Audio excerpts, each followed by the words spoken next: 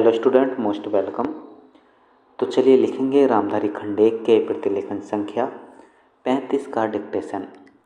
Dictation लिखने से पहले इसमें आने वाले कुछ हार्ड वर्ड और वाक्यांश की आउटलाइनों पर एक नज़र डाल लेते हैं। यदि आपको इसका PDF चाहिए तो आप हमारे Telegram channel shorthand with Vivek से इसका PDF भी डाउनलोड कर सकते हैं।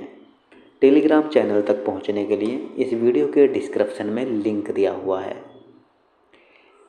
डिक्टेशन की स्पीड लगभग 70 से 80 शब्द पर मिनट रहेगी। तो चलिए डिक्टेशन स्टार्ट करते हैं 5 सेकंड बाद।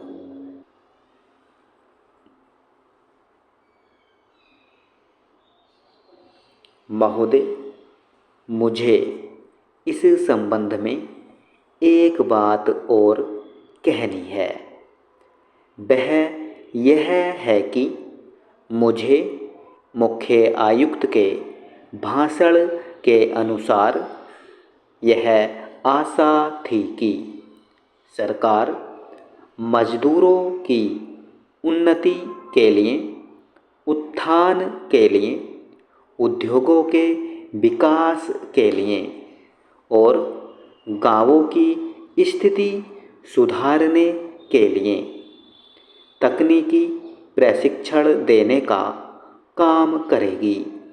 लेकिन ऐसा ज्ञात होता है कि आर्थिक शक्ति सीमित होने के कारण इस ओर कार्यवाही करने की संभावना नहीं रही। फिर भी मुझे आशा ही नहीं अपितु पूर्ण विश्वास है कि भविष्य में हमारा मंत्रिमंडल इस ओर अवश्य अविलंब ध्यान देगा। इसी प्रकार से ग्रामीणों की अवस्था सुधारने के लिए सरकार घरेलू उद्योग धंधों को भी बढ़ाएगी, जो अभी तक नहीं के बराबर है। भारत की दृष्टि से कुटीर उद्योग बड़े उद्योगों की अपेक्षा अधिक लाभदायक हैं।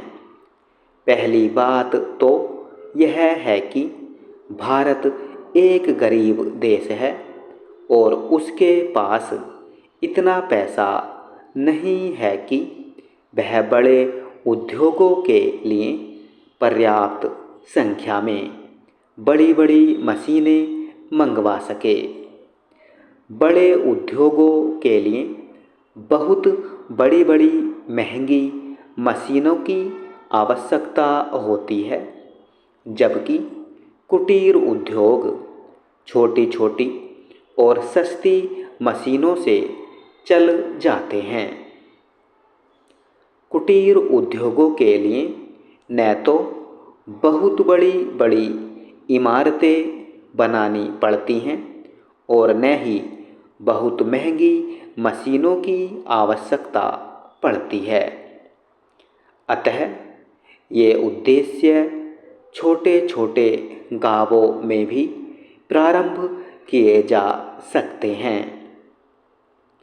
कई उद्योग तो इतनी थोड़ी सी पूंजी में भी शुरू किए जा सकते हैं कि उतनी पूंजी प्रायः हर किसी व्यक्ति के पास होती ही है।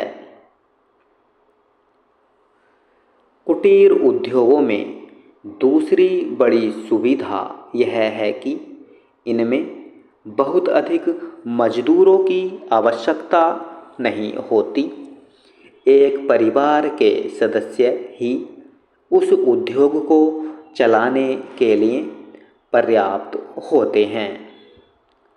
घर के सब सदस्य उस काम में हिस्सा बटा सकते हैं।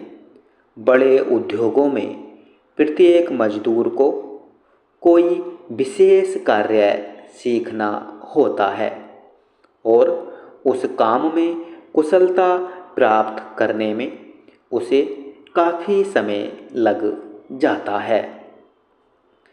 तीसरी चीज़ जो मैं आपके सामने रखना चाहूँगा वह यह है कि जो विचार और सुझाव आपके सामने प्रस्तुत किए गए हैं वे एक पवित्र, शुद्ध और जनता व प्रांत के हित को ध्यान में रखकर ही प्रस्तुत किए गए हैं और मुझे पूर्ण विश्वास है कि बिना किसी दलगत भावना के शिकार हुए आप उनकी जांच करेंगे और यदि वे जनहित की कसौटी पर खरे उतरे तो उन पर कार्रवाई करेंगे। स्टॉप।